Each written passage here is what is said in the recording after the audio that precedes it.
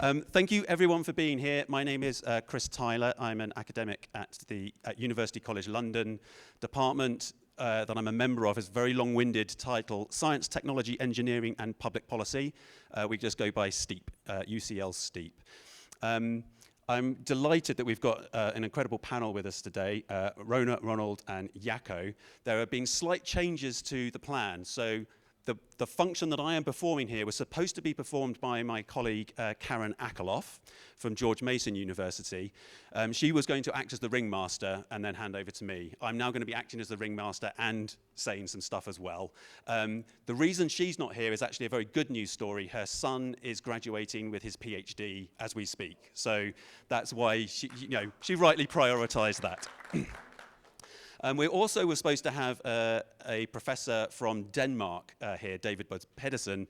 His reason for not being here is less happy. His flight was delayed. So he's stuck in Amsterdam at the moment for the next several hours. So he will be joining us hopefully for dinner tonight. But thankfully, Jaco was able to step into his shoes.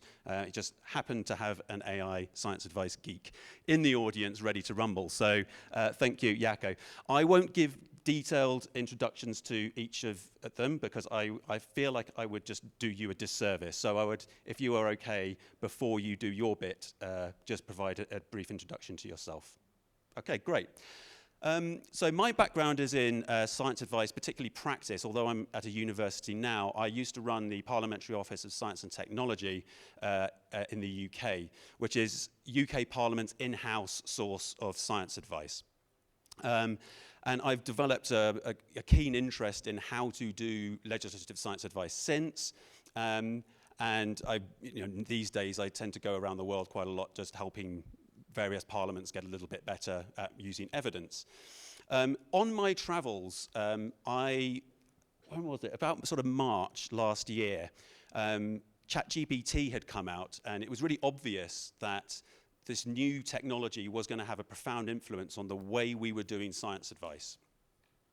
But the more people I spoke to, I detected heads buried in sand more than enthusiasm.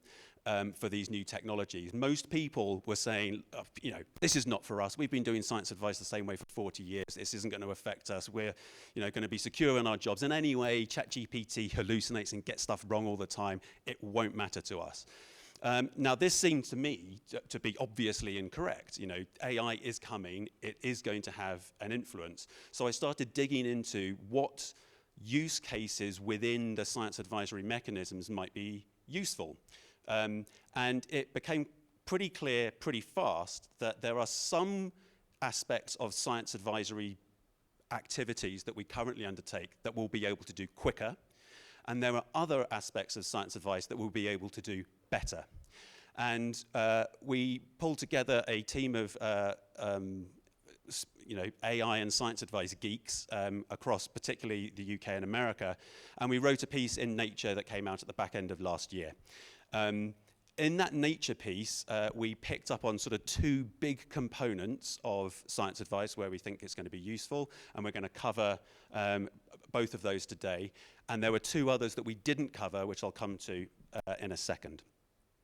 So that's the rationale for why we wrote this piece. The four kind of big components of science advice that I think are going to be forever changed by AI are evidence synthesis, which I will speak about briefly, and then Rona will expand upon. Improving the speed of production of policy briefs. That's a pretty obvious one from the tools that people get to play around with at the moment. And then there are two others that I think are slightly further down the road, one of which is horizon scanning, which Jaco will touch on, and the other is impact assessment, which David was going to talk about, but we can pitch in between us on how it might be useful there. So first of all, on evidence synthesis, there's a whole range of tools. Like right now, if you went onto Bard or ChatGPT and you asked for help on a particular policy issue, it's actually quite useful. In the Nature paper, we used an example where we said, look, what are the possible policy interventions for reducing shoplifting? And it gave us a nice long list of things that we could potentially do. Now, it had I've tried this a bunch of times, and it had a whole bunch of things that we already thought of. It missed a couple of things that are also in the literature, but it also had some ideas in there that we hadn't thought of. And that's pretty typical when you ask these kinds of questions. Now, the fact that you're getting some ideas that you hadn't thought of before is one reason why I think this is going to be a really powerful tool. I'm doing some work with the company Elsevier at the moment. I don't know how many of you are familiar with Scopus. Can you have a hand if you're familiar with Scopus? Of course you're mostly aware of Scopus. Has anyone played with Scopus AI, which was recently released? Yeah, one. You're from Elsevier. Oh, hi. We're practically colleagues at this point. Great. So Scopus AI is absolutely mind-blowing. It digs into the literature. So Scopus is essentially just titles and abstracts from a massive range of academic papers. And Scopus AI synthesizes all of that information and has a generative AI component on top of it. So you can ask it to summarize the evidence for you. And it is scarily good. On top of just providing you with a nice little bit of text that explains what that evidence is, it also provides you with a map that looks at the various components of the evidence base, and crucially for people working in science advice, it provides a list of experts, like who are the people who've been writing about this stuff.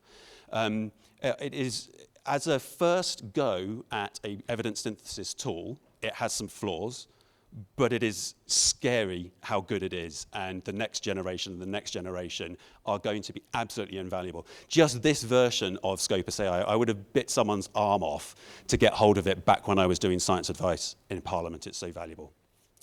The second component I wanted to touch on was writing policy briefs. Those tools are getting better all the time. ChatGPT is improving, Bard is improving. There are lots of other tools out there. Elsevier actually ran an experiment to try and produce a policy brief using some of these tools, and it produced something that was mostly accurate and really boring to read. Now, so we're not going to be replacing humans anytime soon. However, there are components within policy briefs that we're all familiar with drafting that can be made much quicker. So obviously, something like a technical description.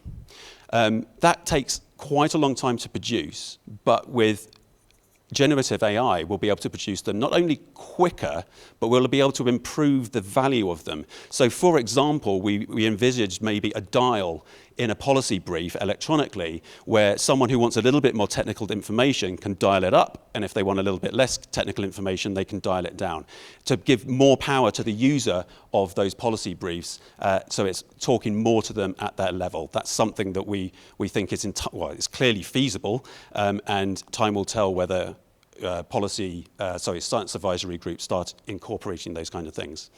Another thing that it's really good at already is summarizing an existing text. We used to spend, when we wrote parliamentary briefing papers, we would spend hours doing the 200-word summary of the document.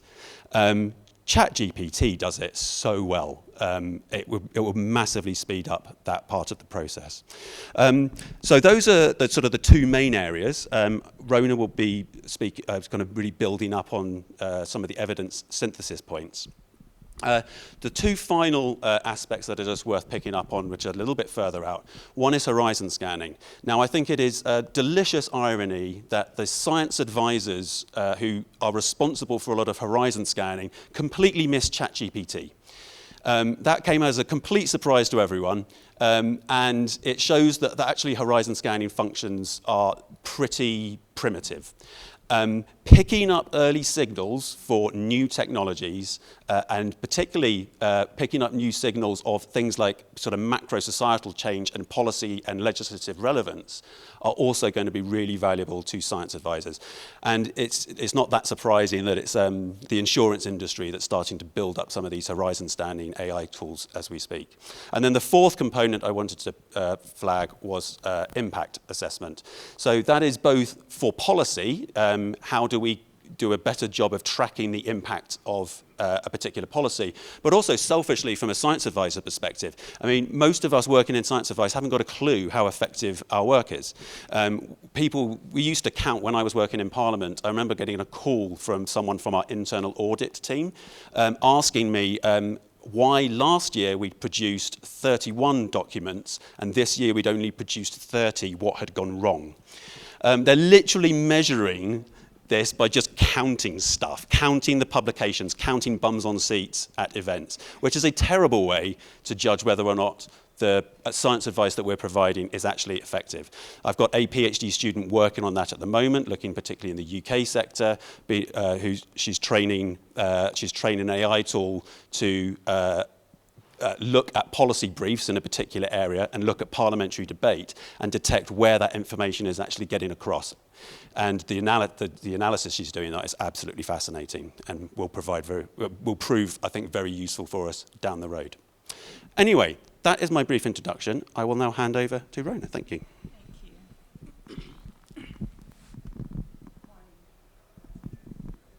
Yes, this is fine. Thank you, and good morning. My name is Rona. Is it still morning? Probably afternoon.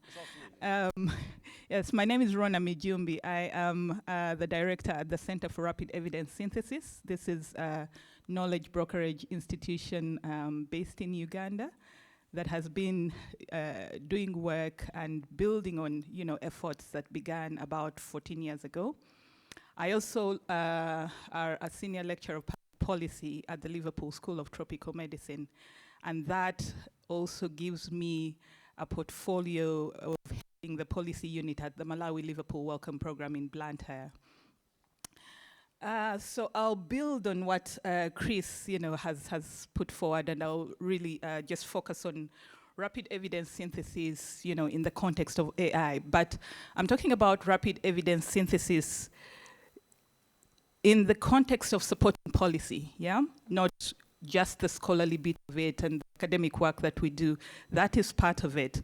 But it means that in addition to the scholarly activities of gathering and synthesizing the evidence, there's a lot of analysis and interaction with the policy-making side, either with actors or just the environment around it. And this is what gives the people who work, at that nexus the name of intermediaries or knowledge brokers or knowledge entrepreneurs. I'm sure there are many other names.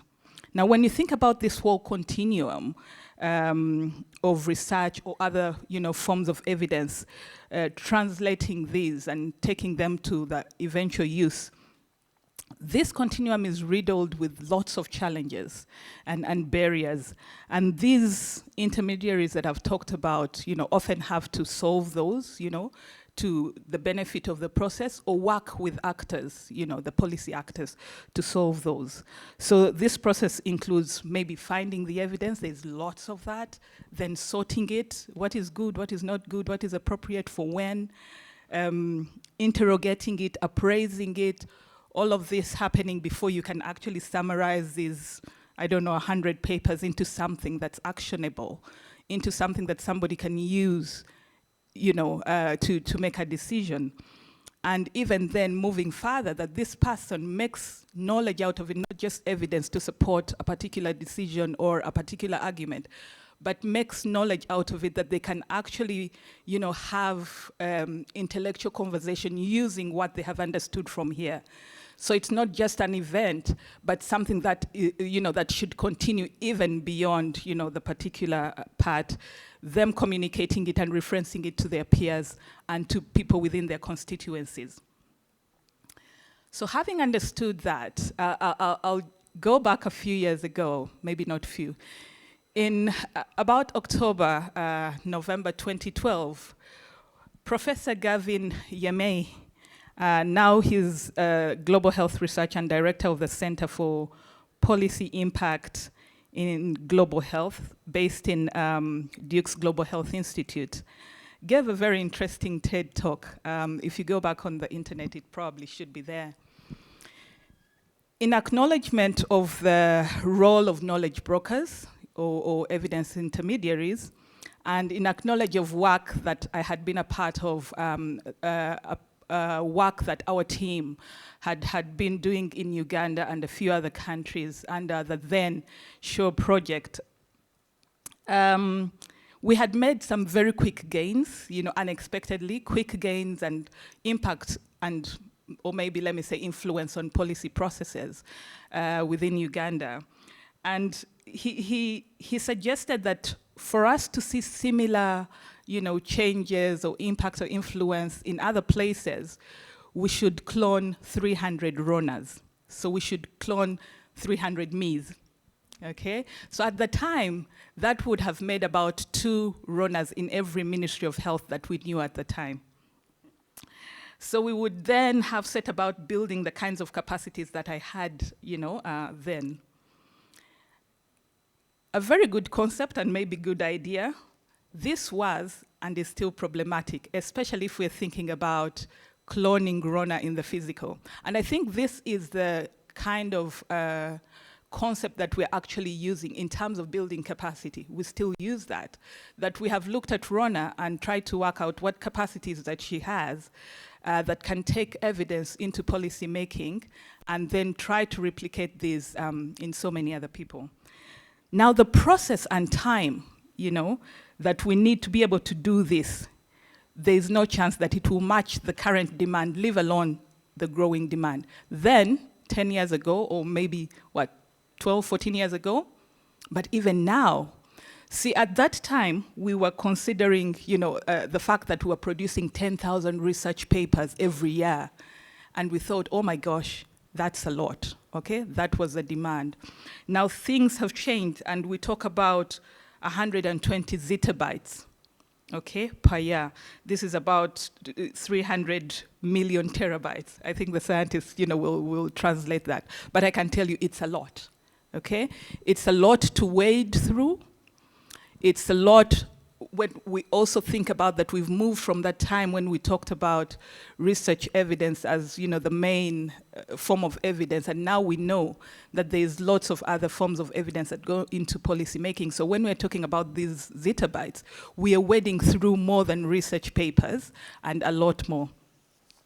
So what is then becoming more obvious, and what a team of researchers and myself are working on, is building AI RONAs, okay? So a team of researchers at the Pan-African Collaboration for Evidence, and I would like to acknowledge Ruth Stewart, the founding director for that team. Take a bow. Yeah. and other colleagues at the Ethiopian Public Health Institute, and then my team at the Center for Rapid Evidence Synthesis. We have gotten together to see what is it that we can use AI technologies for in this process. So we know for sure that AI technologies can automate the process, and I think Chris, has alluded to that. They can automate the process of gathering, analyzing, and synthesizing vast amounts of data and research, allowing policymakers to access relevant information very quickly and efficiently. I am passionate about the timeliness of evidence. That's what I live for. If we can get this in good time, we surely can make a difference. We also know that AI algorithms can also help identify patterns, trends, and insights within the data, and that might not have been immediately apparent to the physical RONA. That's for sure. We also know that, these AI RONAs will be more efficient and they can go to scale fast. So the amount of time and the amount of resources that we might have needed to be able to clone the 300 within that time, and now we probably need 30,000, is nowhere compared to what we can do in a very short period of time. And of course, these RONAs can read and write languages that our 3,000 might not have been able to do, especially if we think about how terrible the prototype is at languages. So while a lot of the initial work has meant innovations at the generating and synthesis side, and Chris again talked about that, we are trying to test the models that will really also work at the policy interaction and the engagement and the use side of things, which has come a little later. and still has a lot of work. So one may consider, say, chatbots. We are also looking at generative AI assistants, so a tool that can generate new knowledge. But we're also looking at building assistants on top of AI-powered tools that are already available, say like ChatGPT. We are thinking about training our own assistants, maybe by fine-tuning an existing large language. Okay, we're also thinking about training our own large language models, so training, these LLMs. So there is a lot that we're trying to look into, and, when you think about what will actually come out of this, the efficiency, the speed with which things will happen is definitely high up there.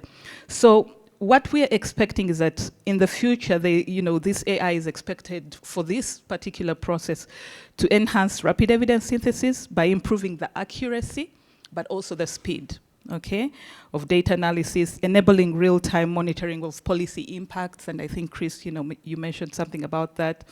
Supporting predictive modeling, to anticipate future trends. There's lots of things we've missed in the past,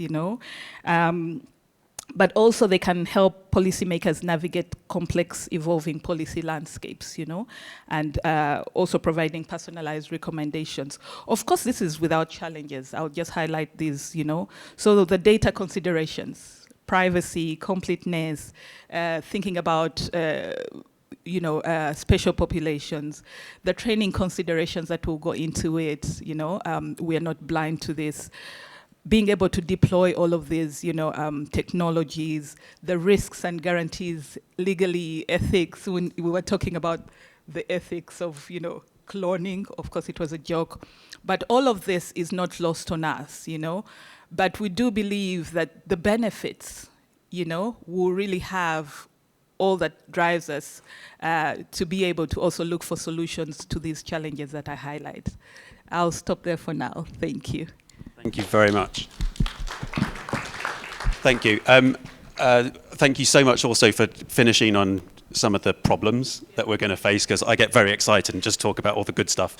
So that's really important that we should bring that up. I forgot to mention something, so while Ronald's collecting his thoughts, you might have wondered why we've got extra chairs up here. This was advertised as a fishbowl session, but it turned out that they couldn't organise the room accordingly. So we're going for this sort of weird hybrid between a seminar thing and a fishbowl. So these chairs are up here because when we get to the Q&A, if you've got like just a straightforward question, you can just do it from wherever you're sat, that's fine. But I imagine lots of you are going to have things to add, like comments. So I want as much movement as possible up onto the stage. And when you've got something to say, you just come up, tap someone on the shoulder, and they'll leave, and the next person joins in. And we're going for organised chaos, less organised, more chaos. Okay, that's what we're aiming for. Ronald. Okay, thank you very much. My name is Ronald Munatsi. I'm the director for the Zimbabwe Evidence Informed Policy Network. But currently I'm also at the University of Joburg, where I'm finalizing my PhD.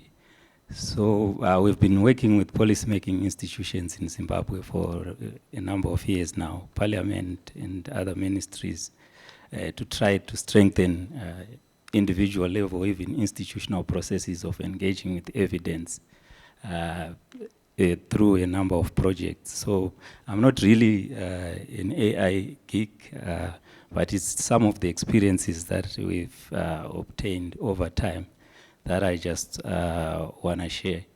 To start, I just want to reiterate what Dr. Tyler has just said in terms of AI not being futuristic. We have AI every day now. But there's this attitude, especially in Africa, that it's a futuristic thing, and it's also complicated rocket science. But we are living with AI on a day-to-day basis. I'm not going to talk a lot about, some of the uses of AI that has just been highlighted, but I'll just try to focus on enhancing policy, institutional processes and systems using AI. I think Rona has touched a bit on that, but I'll just share some of the work that we've been doing and what we also would like to see happening. Generally, most of the applications, computer applications, have not been very helpful, at decision support systems, but more like a transaction level processing. But this has since changed, obviously, with AI in terms of data management, curation, and also analytics, as he has said, predictive power of AI, and so forth. What we've been doing in Zimbabwe, we are currently working with the Parliament of Zimbabwe, and we've been supporting mostly individual level, capacity development. And we've discovered that most of the AI that has been used is also very isolated, especially at individual level. Different researchers who are supporting Parliament institutions, trying to experiment with ChatGPT and so forth. But there hasn't been a very deliberate, move to integrate some of the AI tools within some of the institutional processes, like your knowledge management systems and the various informatics databases they may have.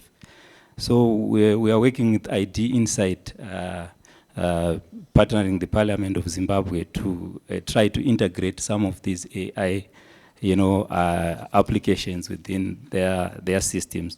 They've got an excellent knowledge management system. They also have an informatics database with constituents information, and that is accessed by your MPs in trying to understand what is happening, especially at grassroots level. So we are considering integrating, AI tools like geographic information systems, and also create even dashboards so that the legislators can, engage with evidence. And we're also trying to improve updating of, constituents' data through deploying AI tools that will quickly gather, constituents' information and update some of these databases. And this will enable, more effective updating of constituents' data and spatial analysis, as well as development of AI tracking, systems in terms of what has changed and so forth. We also want to infuse, AI tools, to enhance natural language processing, especially looking at the various, bills, the legislations, and the instruments that the MPs have to deal with.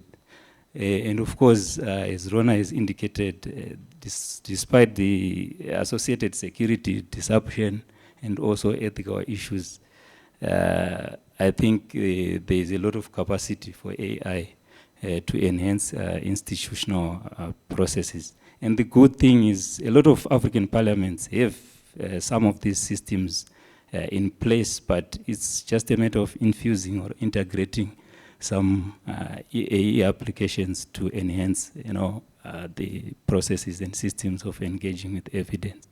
I think I'll stop here for now. Thank you so much, Ronald. So good to hear some of the real practical things that are actually being experimented with at the moment. It's wonderful. Jaakko. Thank you, Chris. And thanks for having me here today. Maybe Chris thought that if you replace one tall, blonde Nordic guy with another one, you won't notice the difference, but let's see. Happens. So it's a pleasure to be here this afternoon again. And so I work at the Finnish Academy of Science and Letters. I'm the Academy Secretary there. My personal background is I was in academia in the UK for about a decade, philosophy, political theory, law. Then I was a policy consultant working with government on SDGs and policy experimentation and foresight capabilities. And I've been now for the past 6 years, I've been working at the Finnish Academy of Science and Letters, where we work with the Prime Minister's office and other ministries on developing new types of models of evidence-informed policy and science advice. We do a lot of experimental work. And I'm also been, since the inception of the government's Prime Minister's Office Foresight Steering Committee, I've been a National Steering Committee member since 2016. So And today I'm speaking exactly about foresight and specifically horizon scanning and AI, which was mentioned here before. So we're doing a lot of experimental development on this front, and we think that, as has been said here before, I think with science advice, with AI can come in and it can facilitate and make more effective and efficient the kind of traditional ways of doing science advice, collating evidence synthesis, etc. But I think there's also a lot of type of new, completely new models that can emerge from AI as well. And I think we need to be quite creative and exploratory with that type of approaches. So I'm going to tell a little bit about what we have been doing on horizon scanning. So we work with an industry actor where they're developing a foresight algorithm where we brought together a group of scientists who do evidence overviews on certain phenomena in Finland. For example, hydrogen economy. What is the situation of hydrogen economy currently in Finland? What are the kind of different levels from geopolitics to infrastructure to investment to new technologies related to hydrogen economy? And then they write a big report on it and we feed it to the algorithm, and then the algorithm automatically scans the information landscape on relevant intelligent pieces related to the initial overview and the report. So the algorithm cuts through a lot of noise in the system. So basically we have a lot of information flux, as was mentioned here earlier. So we use the AI can automatically scan the relevant intel pieces related to those phenomena, like emerging technologies. And then when it spots them, it suggests potential changes to our initial overview as well. Is it relevant to this? And does it change our initial perception about the future of hydrogen economy in Finland? We have gathered actually a group of scientists and a group of ministry officials as well. So the generative AI sends the suggestions to the group of experts for evaluation. So it doesn't directly automatically do anything. So basically it is a piece of intelligent or an information that the AI thinks that is relevant here. Then it sends it to a group of scientists, but also to a group of ministry officials as well. And we have also a group from businesses as well. So there's 3 different stakeholder groups that it sends the information to. Each of the stakeholder groups then either approves or disapproves and says, we think is relevant for what we think about hydrogen economy in Finland and what are the signals in the horizon. So then as an output, we also get different stakeholder groups' viewpoints on the relevance of the new intel as well. That's a new kind of whole set of knowledge as well that we're actually creating as an output. So it's not only detecting the signals in the horizon relevant to that phenomena, but we're also, when we're sending it to different expert groups, then we get as an output consensus or disagreement on the relevance of the signals as well. So this is kind of we're still experimenting on it, and we're finding that exactly that this type of new information on how the different stakeholder groups think that the other stakeholder groups think of the information in the horizon, it seems to be relevant, because then you get a social kind of consensus or disagreement and understanding of the shared knowledge of relating to a phenomenon. So basically it is a human-computer interaction, I'd say, so that is important here that we're experimenting with. So one is clearly automatize it and just have it scan the massive vast amounts of information in the internet. But then the second is like what kind of human-computer interaction we can build, because I think ultimately the best models are, as we've heard in previous stages as well, it doesn't replace humans, but it can be a useful tool. And what's the interaction between the AI and humans? I think that there's something to be explored. We can potentially, a lot of people have been talked here before that AI can be helpful in traditional ways of science advice, but it potentially can also mitigate our own personal cognitive biases as well. So there's a lot to explore there that is still to be uncovered. So another, just to finish up, maybe mention there was a predictive questions about predictions. We're doing something similar on prediction markets questions. The algorithms are starting to be so good that in some prediction market questions, it is predicting as accurately as large crowds. So we're seeing what are the kind of user contexts for those in horizon scanning, in foresight. They're still kind of work in progress. But what I encourage is that definitely is to just be kind of open, exploratory and curious, especially in trying to kind of like not think of also beyond the traditional modes of science advice and how we can make those more effective and efficient. So maybe I'll just leave it there. Thank you. Thank you so much. It's really cool. The end of the Nature piece says we're going to need lots of old school intelligence to make the most of the artificial kind. And it's so cool that you're designing that into the processes of your tools. Right, I'm going to jump down, so there's going to be 3 chairs up here, which we're going to start getting people in. But so are there any questions, any comments from the audience? Please, yes. It's a question or a comment? Okay, go on then. There's a mic coming. Please say who you are. Oh, Dennis is getting up there already. That's great. I don't need to go there. So thank you very much. It's very, very interesting. I was wondering I have many, but I will start with the last Chris, or the second Chris, or I'm very interested about that you separate groups. We try to include multi-stakeholders, but you just take them all separately. Is it more efficient, and why? Well, I think it's about basically for epistemic reasons.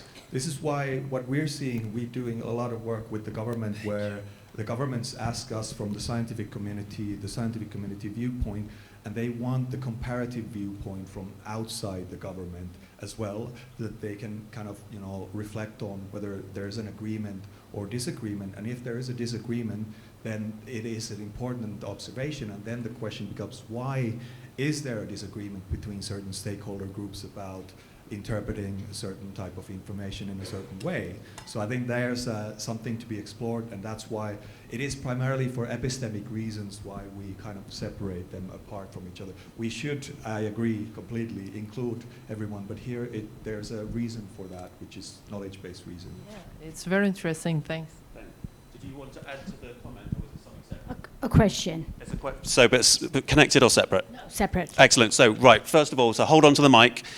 Dennis, you were first out of your seat. Thanks, Chris. 2 points I want to make. First of all, Dennis Nocton is my name. I'm a Member of Parliament in Ireland, former Minister in Ireland, but I'm here representing the Interparliamentary Union, which is an organisation that's been around since 1889, representing parliaments across the globe. So we meet twice annually, and we have a standing committee dealing with science and technology that I chair.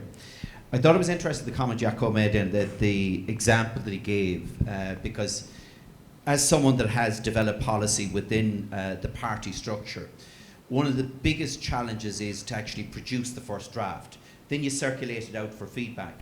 Would you use an AI to actually overcome what is the most difficult challenge, is the first draft of the document, and then it's much easier to get people to give you feedback than actually hand them a blank sheet. And I think that's very significant, and I think it's something that we should explore in relation to AI. The reason that I came up here was we have, as a working group globally, we've been engaging with members of Parliament, asking them why are they not engaging or how are they engaging with the scientific community. And we have analysed 12 different case studies from right across the world. And the one consistent message that's coming back from members of Parliament is the single biggest challenge for them in engaging is being able to ask the right question initially of the scientists, and then who do they ask that question of. And another thing that we've done is that last September we brought members of Parliament from all over the world, parliamentary staff, along with diplomats and scientists to Vietnam on the topic of water. And we brought them all into the room to look at problem solving in relation to water scarcity. And one of the single biggest recommendations that came out of that was establishing a centralised hub for exchanging information on what solutions in relation to water and delivering on SDG 6.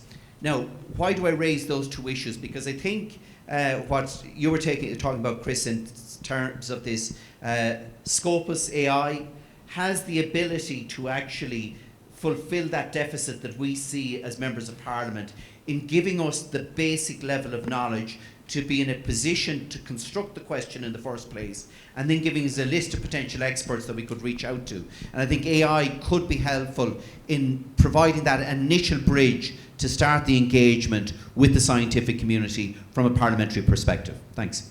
Brilliant. Right, thank you. Stay where you are. Ronald, the question about coming to questions, like, is that something that you've done as part of your exploration in your parliament? Rona, have you played around with that idea? I'm also thinking on the specific question of Scopus AI, is there, do you want to say something about the vision for that after? Sweet. Right, we'll get you up here in just a sec then. Yeah, so I think we did some bit of that, but with parliamentary researchers, we've been assisting them on how to develop policy briefs and also utilizing some of these applications. But we've done it, very, very practically, where they actually identify, policy issues from the legislative agenda. And then we have some, stakeholders coming aboard in trying to co-create and co-produce, some of the policy questions. Right. Yep.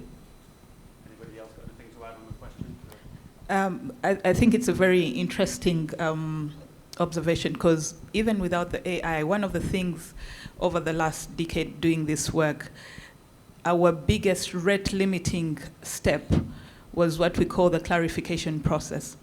So you will find that a policymaker, parliament or wherever, they will know that they need something, but formulating that into a question is actually something that they do struggle with, and for them to even let on that they're struggling in some of our settings, it's not something, there's something about the ego and, and them as a policymaker, they should be in a good place, like they should know everything. So even letting on that they need help to formulate the question also takes a relationship, for them to get to that point where they say, I'm struggling with this, we're working on this, and then they work with you to actually formulate a question. So I'm so, I can relate with what he's talking about, and it's a big conversation that we had 2 weeks ago with our colleagues at PACE about the clarification process and how this AI tool or the tools that we're trying to, experiment with can actually really help with that particular step. Great. Does that make sense to you, Dennis? Yeah.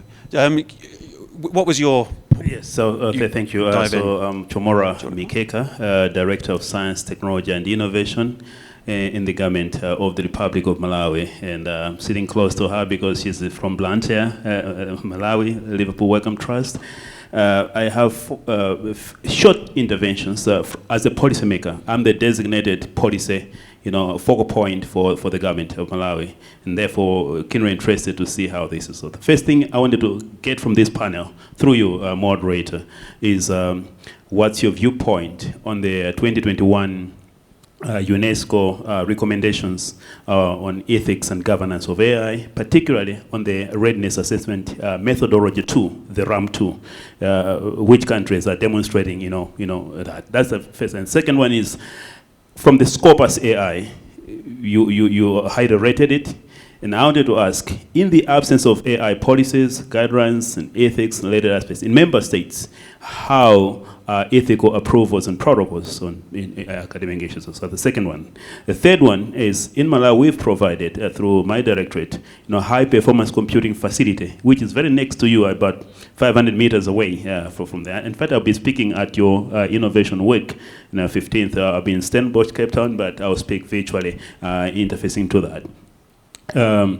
Do you see a need and opportunity to do synthesis including training of the large language models and others, from your perspective, to show the usefulness of what we have provided as government, the high performance computing facility, the GPUs, the accelerators, which right now they are idle, and we don't see anything as yet. You talk about big data, data science, and all this. Could you just unpack that, because these are infrastructure. And lastly, I wanted to, from your end, and I think this could be important. But for now, maybe I'll pause there, for the benefit of Ruth, who was born in Malawi, and I want her to speak. Over to you. Ruth's very happy to sit up on stage, I'm absolutely sure of it. I've got my boss actually sat in the front stage, so I was just thinking as you were asking about ethics, he would probably say, I believe, the least qualified person he knows to actually answer any of those questions about ethics. Rona would definitely be better placed than me. So we're going to come to ethics in a sec. Then I'd like to hear a little bit about Scopus. Did you have a question that's related to this, or is it slightly separate? I do promise we'll get to you if it is separate. Could be related. Get stuck in. Let's go. I will make it related. Go for it. Yeah, come on up. Great stuff. So thank you for that. So great. This has been a really great panel, right? And it's really been thought-provoking, which has been great, right? But just listening to the case uses, one immediate concern that came up to me was that, around evidence synthesis, evidence is what is published, that is what we synthesize. And we know where a lot of this evidence comes from. Africa is not represented, right? It's mainly from the West, right? So my concern ethically is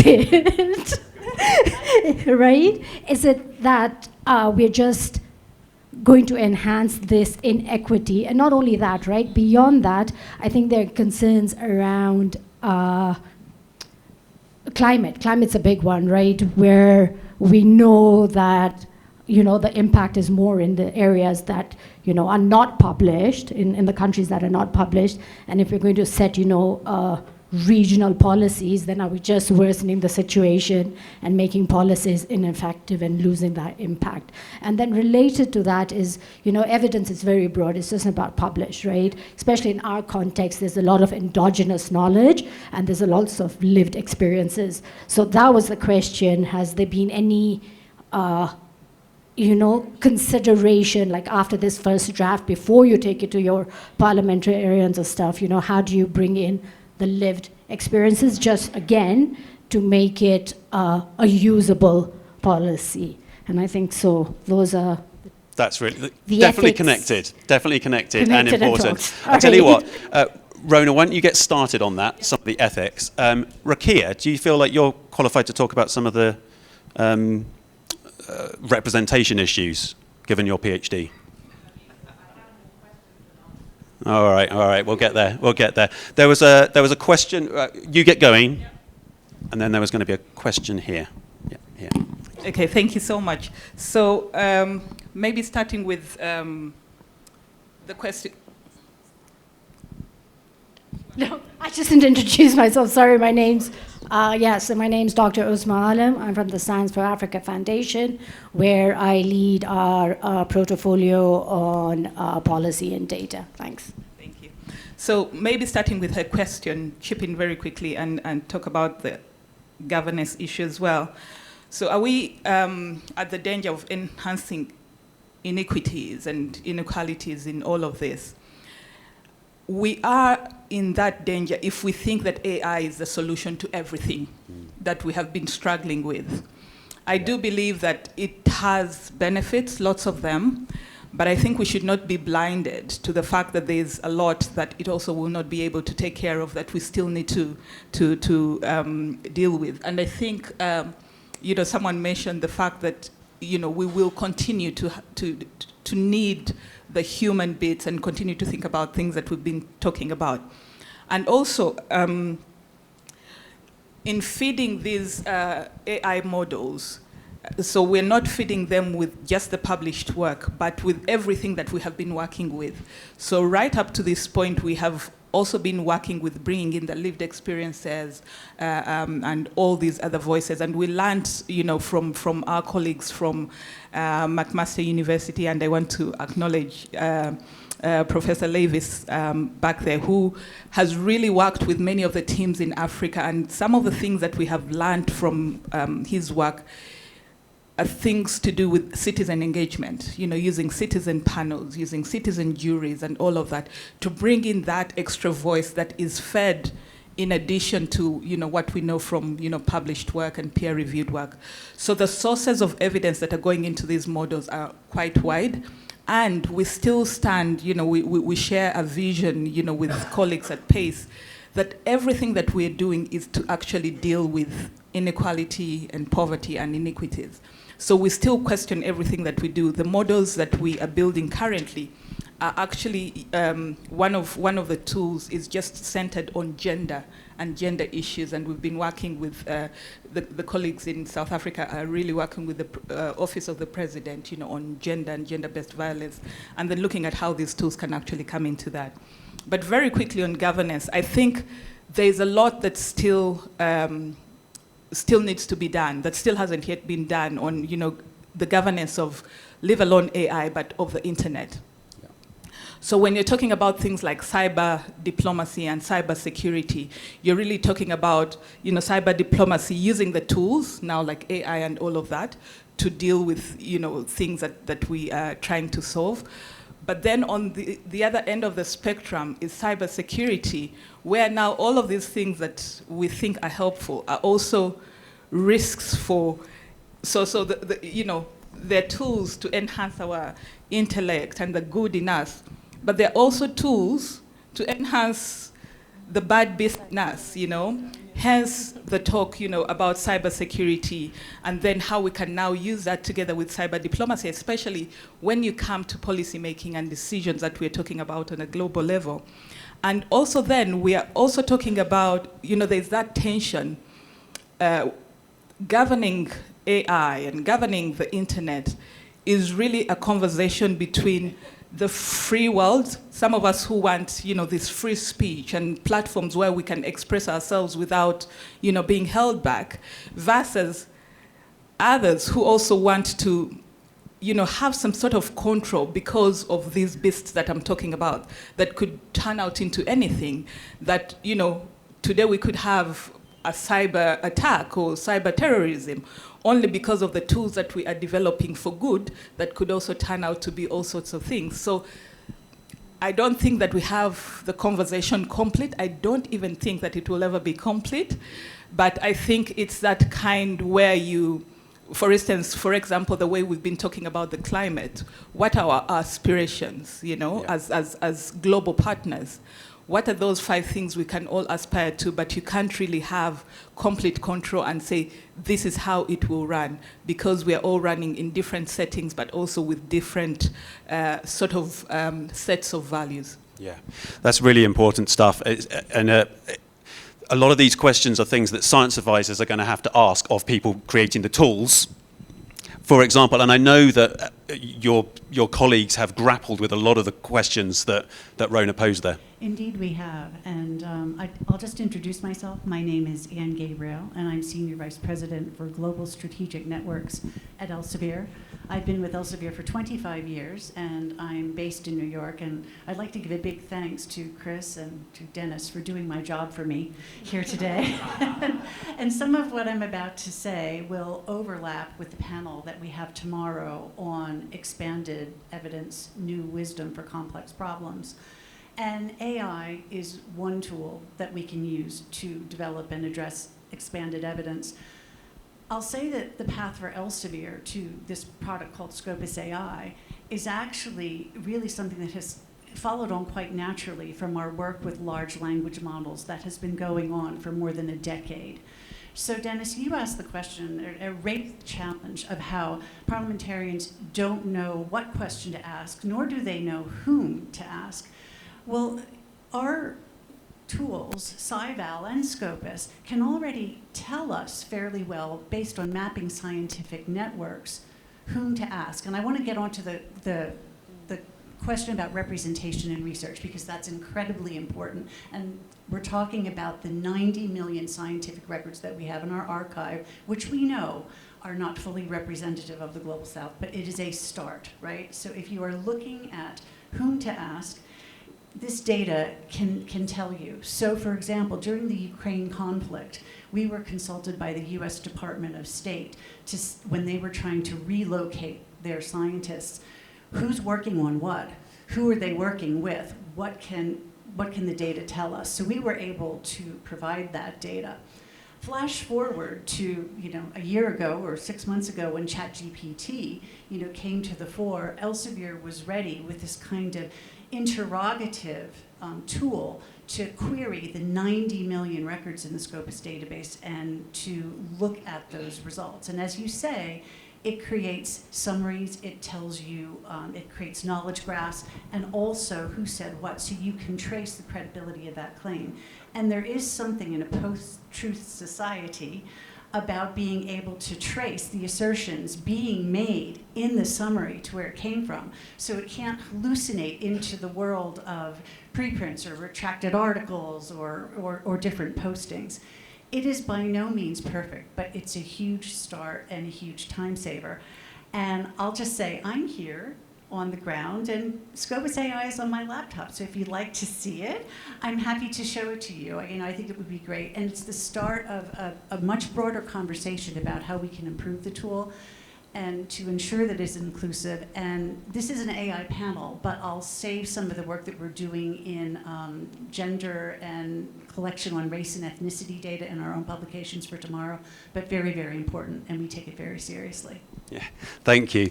I got an anecdote about using it. So I was in the UN Secretary General's office. They've got this new science advisory unit there, and I was showing them some of the tools that could be useful to them down the road, and I used Scopus AI as an example. And I even asked Scopus AI, how can the UN improve its science advisory system? And it gave a really good answer. It was way better than I could have done. It was great. So yeah, no, it's definitely getting there as a tool. Ruth, and then we're going to come here, and then there was a question over there, and Tracy's got a question as well. Oh my goodness, this is fantastic. Excellent. Right. Yeah, so start people, moving people up. Yeah, exactly. While they're all moving around, yeah. My name's Ruth Stewart. I founded the Africa Evidence Network, which Rona now leads. She didn't tell you about that. And I was born and brought up in Malawi, so it's great to have some colleagues here from Malawi. I had listened to a lot of stories as a child. My dad was an Anglican priest, so I sat in his church listening to amazing stories. And I just wanted to share two with you. So the first one is, if you can imagine someone who's hungry at the side of the road, and there are two people walking past, eating their lunch, discussing how to tackle hunger in their community. And they don't even see the hungry person in front of them. They're too busy arguing about the pros and cons and the theories and all these things. And there's a bit of a word of caution for us as academics, and those of us from academies of science, because a lot of what we do as researchers isn't fit for purpose for the government colleagues who we're trying to advise. It's a word of caution for us, and at the same time, congratulations to our panel and to many people here who are committing their careers to trying to bridge a gap, which I hope will be reduced, and AI will help us to reduce, but also shouldn't be there at all. We need to think much more about the research we produce, because what AI is doing is it is mining largely the published knowledge in Elsevier and other libraries. So we need to think about the source of the knowledge as well and the issues with that. One more story. Picture the scene, a group of ducks sitting around a pond, and they're praying, and they're talking about flying. And they're saying, if we trust God, we can fly. And they all say, hallelujah. And they go, yes, we're going to fly. And they get more and more excited and more heated. And the ducks are all quacking, and they're all talking about how, with trust in God, they can fly. And then they all waddle home. And clearly, we've heard beautiful stories about how AI is a game changer. It really should be a game changer for science advice. But it isn't a game changer unless we allow it to be. So again, congratulations to our panel for sharing some really applied uses of AI in improving science advice, and a challenge to us to make sure that this isn't just a conversation that we have. Isn't this interesting? We'll leave it to the techie guys. Can't find the techie guys anymore. You can be clever about this. The rest of us will just go back to life as normal. We need to be willing to embrace and change, and that can be scary but exciting as well. Thank you. I was warned that Ruth would be in charge of now. Good job. Were you going to talk about anything to do with ethics? Or was it separate? Communication and advocacy. Trust. Can you do 30 seconds on the ethical question that was asked, because this is something that our working group has been grappling with, and we've actually drafted an ethical charter on science and technology, which is supposed to be an overarching document. And like Rona said, you know, it's not just about the ethics of AI, it's far broader than that in terms of technology, but it's also the broad spectrum in different governments as to where they draw the line in relation to that. And what we've done is drafted this document. We actually have an online side event at the UN STI Forum in New York next week. So if anyone wants to participate in that, if they email science@ipu.org, and we can send you the link. But it is something that we're trying to grapple with and try and give parliamentarians a broad architecture that would assist them in legislating some of these ethical challenges. Thanks, Dennis. I'm just going to preempt the fact that we're going to have a communication and a trust question and say my first boss, I'm collecting bosses in this room, it's ridiculous, you're probably going to have something to say after these, so ready yourself, go. Thank you so much. My name is Precious Lukele from the National Advisory Council on Innovation from South Africa. Well, we've come to learn that many, or let me say the main, or one of the main challenges that advisory systems face is actually the uptake and use of the scientific advice. In a situation where, you know, country faces a problem, policymakers are like, oh, what can we do about this? And scientists are like, oh, about that, we told you about 40 years ago, 5 years ago, we want you. Yeah. So we just gotten us to start thinking about the advocacy of the use of scientific advice in policy-making processes. So the question, I guess, is how can we, in some of the frameworks that you have been speaking to, have you been thinking around how we can kind of leverage AI to enhance the communication that our parliament speakers touched on, but also the advocacy of scientific evidence in policy making so that governments are more proactive than how we are now? That's a really important question. I told you, Tracy, you're going to find these ones interesting. Trust. Hi, hello. My name is Aga Gadzina-Kołodziejska. I'm coming from the Joint Research Center of the European Commission. We, of course, work a lot with AI and what AI means for science, what AI means for policy making, and both for science, for policy, actually. We were having exchanges with Elsevier on Scopus to see what the tool can do. We are looking at the specific models that we could maybe develop within the European Commission on that, given some of the data that are actually not publicly available, and they shouldn't be. I fully agree with you, Dennis, that one of the major obstacles in basically doing science for policy is asking the right question. And asking the right question by the policymakers is very difficult, to go to the really deep of the problem, of the root of the problem. I'm a bit more skeptical that the AI can do that for us, at least at the level that it is now. We said that there are things that the AI is fairly good, and this is the knowledge synthesis, but science advice is something more. So we are still there with this human element, but we will be probably moving ahead. And my question is more about who is liable and how you build trust when your decision is based basically on the information given you to AI. I can talk about the EU, which I know pretty well, and we had cases already in the member states where using AI for the decision-making process failed spectacularly, really did, because very simply algorithm was biased. That means that in this country, which is actually very high level tech country, the trust in AI, in science advice, is somewhere around 0. Trust in governments in general is pretty low. Trust in science in Europe, we are pretty fine with that. In the other parts of the world, we are not. Trust in AI, we don't know yet. Usually, you know, the key ingredients for trust is transparency. But we cannot be transparent about AI because we don't understand it ourselves. We don't know how the algorithm actually learns itself. So how you discuss these issues with citizens? If they have a problem with understanding scientific method, imagine how difficult it will be for them to understand how the algorithm works. And what does it mean for policymaking, basically? So sorry to leave you with this fairly simple question. No, it's really important. It's, while Tracy makes her way up to the stage, we wrote about that. We actually mentioned this in the paper. The problem that a lot of the tools that are being developed by big companies that have black boxes that they don't want anyone to look in. And it's going to be regulators that are going to have to make sure that there is a certain amount of transparency in those black boxes. Obviously, you can't open the whole thing up necessarily, but it's a big challenge for regulators. Yeah, and there's the rub, Chris, at the end of the day, because the ability...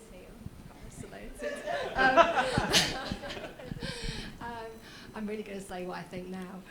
No, there's the problem, because there are very few people in a position to validate anything. And I think the point about accountability, ultimately, once you move into the political domain, that's what we need to be thinking about. That's why people use heuristics all the time.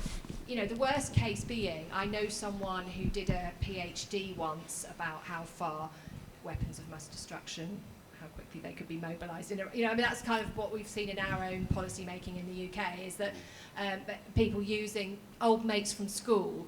So I'm really up with the whole, let's not make the perfect the enemy of the good. You know, let's look at what we actually, I mean, Dennis's case, let's look at what we're dealing with right now. You know, people go into Parliament and they take the person who was working in the estate agency front desk with them as their assistant. I'm not being rude about, you know, but there's a fantastic parliamentary researchers as well. But a lot of people have to get up to speed very quickly on a lot of things, right? And there's every reason to take those people with you. So I think it's okay to be rude. Okay, Yeah. But I think this is the issue, isn't it? We need to focus in on that accountability, reliability question, right, and create new heuristics. And we also need to acknowledge that there is scope in developing questions, and I know because I do it, there is scope to manipulate those questions, right, and to put in there things that you know will generate certain types of answers. It's what SPAD's political advisors have done for years.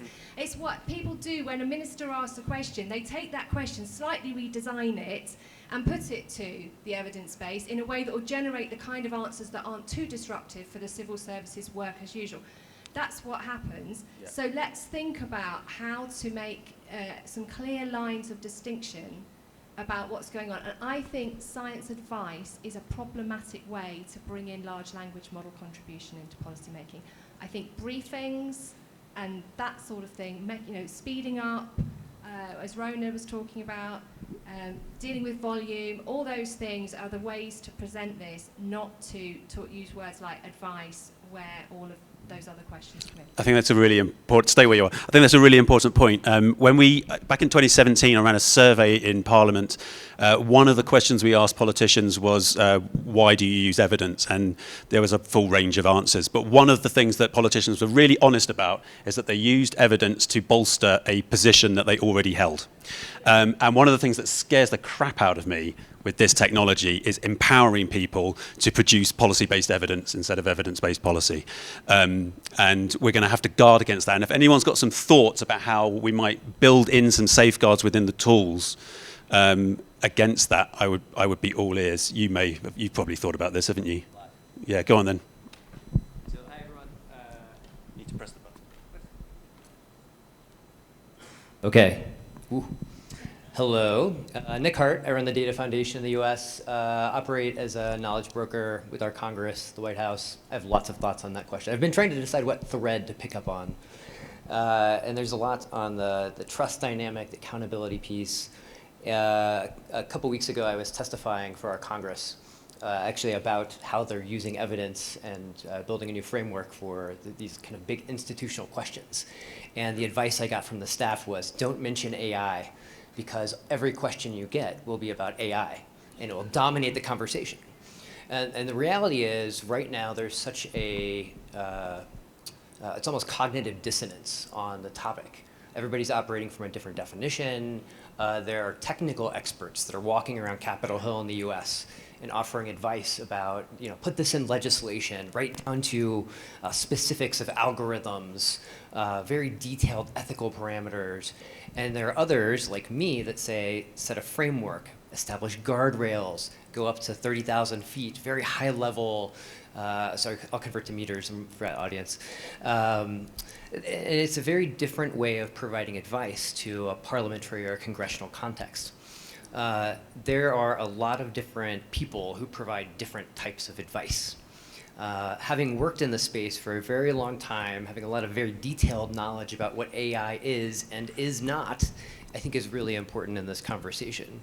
Our first AI models, by the way, 58 years ago.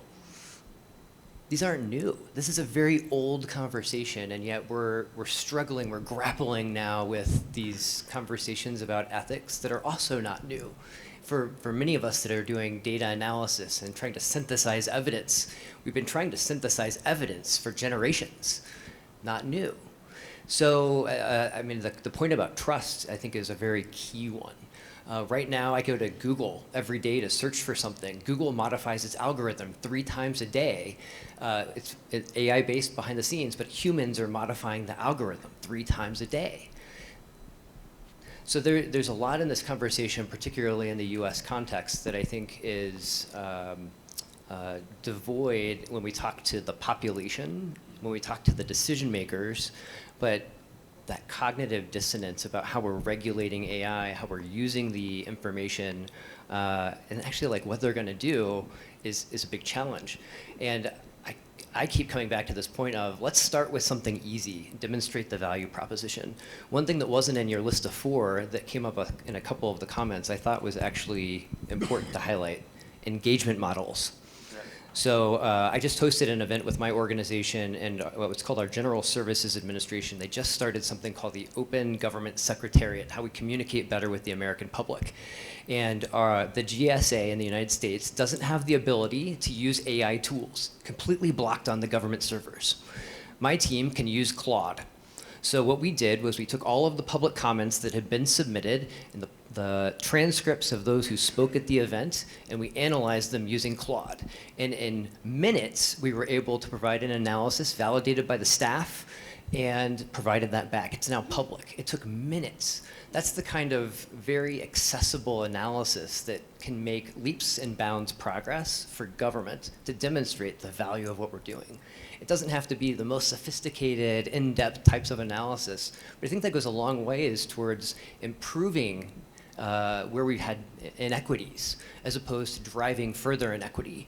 And those are the kinds of questions that I think we can take a step back and say, where can we make those improvements? Back to your level of excitement at the beginning, now that we've started talking about the challenges. Yeah. So maybe I'd challenge the audience, like where can we find those customer experience, government experience improvements that actually improve, rather than, and don't take me wrong, we have to address many of the challenges, but let's start small rather than getting so bogged down in the really big, wicked challenges that we're going to face, and build trust rather than see it decay more. I thought when you said we missed someone, I thought you were going to mention something that came up the other day in conversation in our department. We've got this unit in our department called the Policy Impact Unit, a team of dedicated staff who try and find sort of policy homes for knowledge that's been generated within our faculty.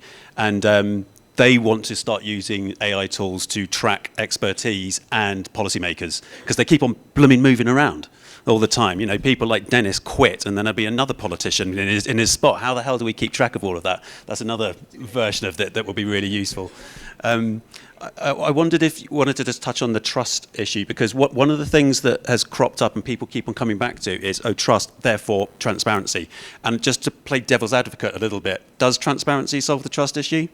it plays a really big part in it, but I think what you're talking about is what we're starting to call in some quarters intelligent transparency, which is giving people the information that they need to make a judgment about what they're looking at, rather than just, you know, constantly having 50 back pages with the genesis of the document. Yep. Can I just say something, Chris, about equipping people who are critical of the scientific literature a bit better? Because I think this question from the Science for Africa Foundation, what we can actually now do, if some of us who are frustrated about the bumpiness of the research base, what we can now do is start insisting that we put numbers on that, because we can ask the question using these kind of search tools, what's missing as well as what's included. And I think what's missing is both important for improving the research base, but it's also important to the trust question. I'm going to trust something much more if it tells me what's missing. And the representation of evidence issue that was brought up earlier.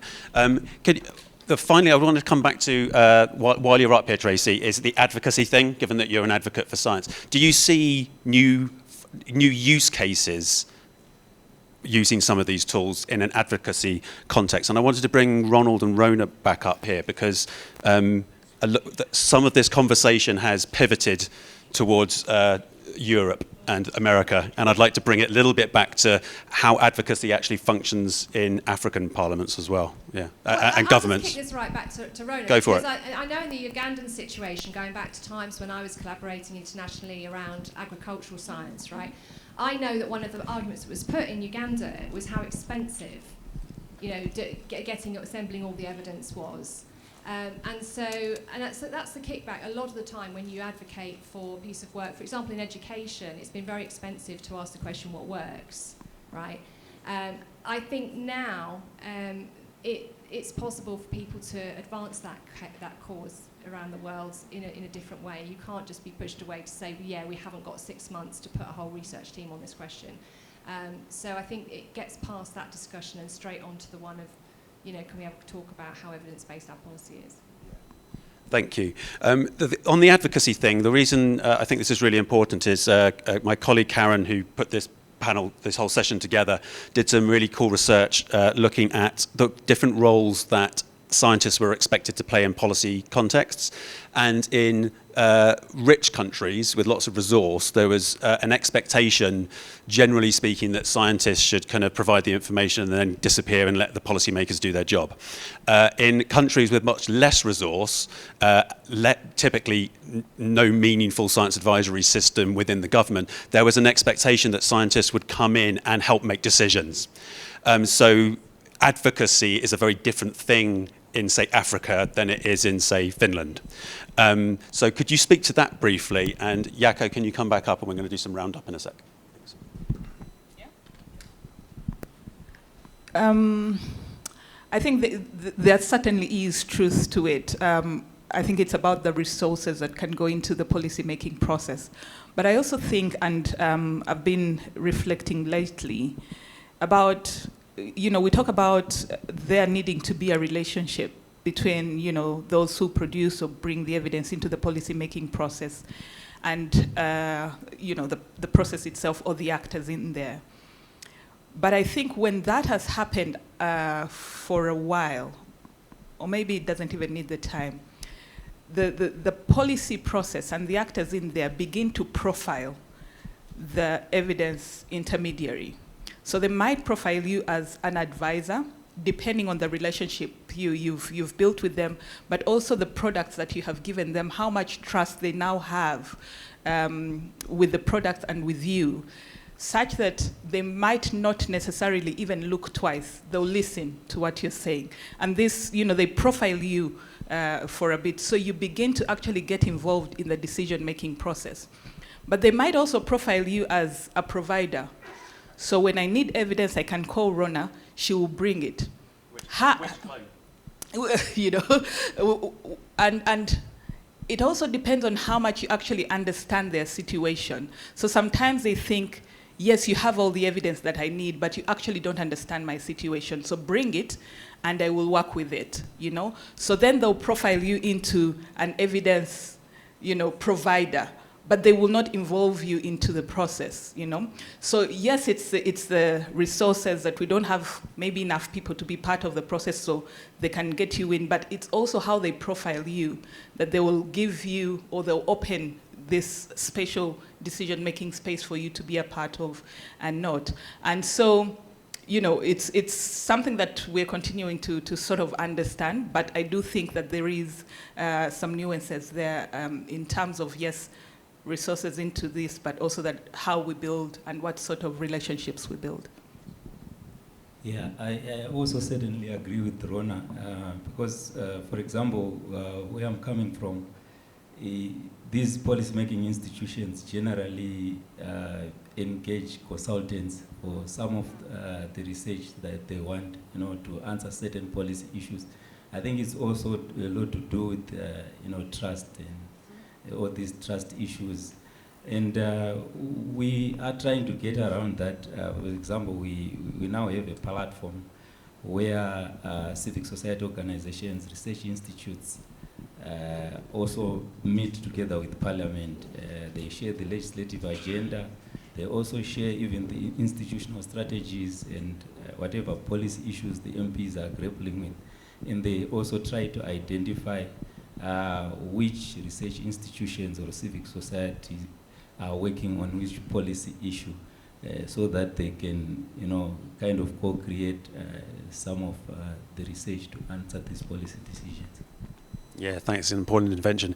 Right, we've got just under 10 minutes left. I figure we've got time for a quick fire round, okay? So ask a quick question, put a hand up if you want to answer it, so we get one person answering questions, broadly speaking, and then we can go. So we've got two at the back here. Who else has got a question? So they were just at the back here. Do you have a mic? Sorry, I can bring round.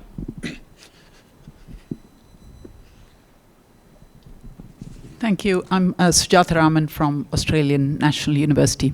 I feel like in 10 years' time, we're going to be having a session at INGSA, which is looking at the bunch of evidence that's been produced about the environmental, energy, water impacts of AI. I think there's already a fair bit of evidence about how the models are not just data hungry, but, you know, in order to feed the models with the data, you've got all these highly energy intensive data centers that require cooling, that require a whole range of resources, electricity, of course, but also water and so forth. And I guess I'm wondering, is that part of something that we should be anticipating in a community like INGSA, where we are sort of thinking about science advice in a anticipatory mode, right? Like, what are the things we need to be thinking about that might be on the horizon? So that's a question for anyone. Okay, Ronald's going to get that. No, who said it? Just, oh, yeah. Ronald's going to get that one. Okay, here we go. Next. Rona and Ronald, great to see you back in the leadership position. 3 quick questions. I'm hoping one of you could pick at least one to answer. One is about use cases. My list for the type of work that you do and we do is much longer than Chris's. You know, you can imagine stakeholder positions, public sentiment, jurisdictional scans, you name it. There's a whole bunch of things that go into policy briefs beyond evidence. So the one that seems most apt would be jurisdictional scans. We waste so much time answering the question, what are these 7 comparator countries doing? If we're in a federation, what is every province, state, and territory doing? Are you starting to explore some of those other use cases? My other 2 questions relate to our core work of bringing together research evidence in a very systematic and transparent way. And I have one question about the training data sets in walled gardens. So for the training data sets, we sit on extraordinary amounts because of the work that you and others have done of studies that have been quality assessed, all the relevant data extracted. That's what we need to be training these models on. Are you starting to do that? And then when we set these loose, once they've been trained, we need walled gardens. Not obvious to me it would be limited in any way to a place like Scopus. There would be a whole bunch of places you would want to give it access to, but you would want to control that access, and it will look different if you're based in Rwanda or Uganda or Zimbabwe. And then my final question has to do with performance metrics. So when I sit down with folks who thought a lot about this, like Will Moy, formerly Fulfac, now Campbell, Julian Elliott, James Thomas, they tell me we don't have good performance metrics to know when we can start incorporating these tools into our workflows. So right now, so many of us are using AI to probability rank which studies we look at in the selection process, so the high yield ones are at the top, but we don't actually know that we can do that with confidence. So do you see us needing to move to a world where we have performance metrics so we know at what stage different applications of AI can be built into our workflows so people can continue to trust you and us and others to be giving high quality summaries of what the evidence tells us and where it's not able to make comments? I love it when we have a quick fire round and we've got 3 questions from one person. That's super efficient. Thank you. Gavin, final question to you, and then we'll work a day. Yeah, so Gavin Costigan, Foundation for Science and Technology. Very practical question. Who's going to train civil servants to use these things? Do those people exist? And if they don't exist, how are we going to get them? Great question. Right, what I propose is you take your pick of the questions that you like. We'll start with Jaco. We'll work our way back down so Rona's got the final word. Go for it. Well, maybe it's just a kind of medley of all the questions that you had here, and I don't know how coherent the answer is, but hopefully this addresses some of these things. And I think, at least for what we have been, when we've been doing the experimental work, and there's a question about transferability, scalability, and then it relates to obviously energy issues and others. I think it's important to think inside the government and outside the government, and different rules apply. What we find that we are working as an external agent outside the government, I think it's important to build the ecosystems where you can have more kind of sandboxes or more liberty to explore and test and iterate before then having the metrics exactly when to, for example, uptake them in the processes within the government, and you can have 2 sets of rules apply there. And I think that's important to build that ecosystem, because it is a complex topic. We need to explore it, we need to have the technical parts of it, and we need to have the big conversations about legislative, ethics, etc., etc. So I think all that applies. So I think it requires a new types of kind of ecosystems to build outside and inside the government, between private, public, and other organizations. So thank you. Yeah, just to add to what he says, I think I totally agree. When it comes to who's going to train, civil servants, and yeah, I think we need to have more of knowledge brokering organizations, especially in Africa, because of especially these trust issues. Too many times, if it's coming from maybe a civic society organization, sometimes it's met with resistance, and yeah, so I think it's supposed to be demand driven, obviously, from the policy making institutions, but we need more of these intermediary organizations to try to strengthen the national ecosystem so that we can tap from these various actors within the evidence ecosystem.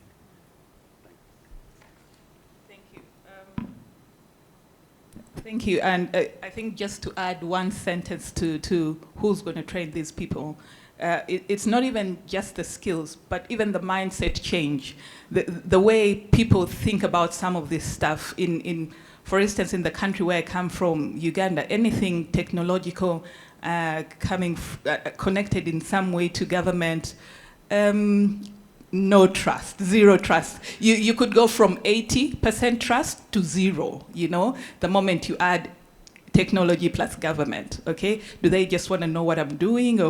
And that is within the civil servants, themselves. So it's not just the skills, but even the mindset change, how we think about technology, that's going to take a while. So those are things that we need to be thinking about, and we are thinking about. But to try and answer most of Professor Levis's questions, what we have done over the last year and a half is to actually first understand, because what we are trying to do, again, just to use the joke to clone Rona, is that we are trying to build a knowledge broker. So we said, what is a knowledge broker? What do they even do? For us to begin to feed, and create all these algorithms, what is this? What are they answering these days? What were they answering 10 years ago? What might they answer 10 years from now? And we've gone back to look at all the questions. And so even understanding that we moved from just answering local district questions or local national questions, and then now these are questions that, are maybe at a regional level or feed into global conversations. So it might be your policymaker, but they're feeding into a global conversation. What kind of thing do we need to put in place that would help them think through what they're talking about? And so definitely questions that, and even then when we are thinking about technology, the boundaries begin to break. Now you're talking AI, there is no longer a boundary. This is, Uganda and no longer goes to Kenya. You don't even know where this evidence is going to go and support people. So we've been thinking about the jurisdictional use and, how we fit this all in.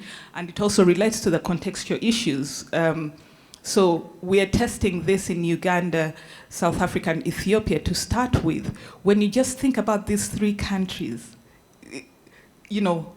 totally different contextual issues, are different in how decisions are made. In what, when I talk about, say, gender issues or what counts as gender, based violence in Uganda, it's completely different from what counts in Ethiopia, and yet we're trying to build something that can, talk to all of these people.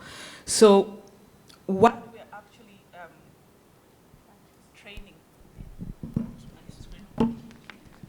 so trying to make sure that we are building something that is scalable, but also, goes beyond boundaries and contexts and all of that, has taken us back to conversations about, okay, if it was the human being, if it was Rona the physical, what would this look like? And many of these questions have had to be answered, and then, rewriting algorithms and rewriting things. And we think that it will continue and continue, because once we think we are answering one thing, another pops up, context changes, times change, settings change. But definitely these, questions that we are definitely putting in there. Performance metrics. I think it's a very huge conversation, and I hope, we can have this conversation over lunch. Over lunch. Over lunch, yes. Thank you so much to the panelists. That was an incredible array of subjects you managed to get into a short space of time. Thank you. Please thank our panelists. I'd also like to thank all of you for your engagement and embracing the chaos. I certainly learnt a lot from the many of you who contributed. And before you all rush off, I need to let you know that for lunch, find ushers at the buffet line with lunch vouchers. Please remember to wear your badges for identification, or you won't get food. Thank you all for coming.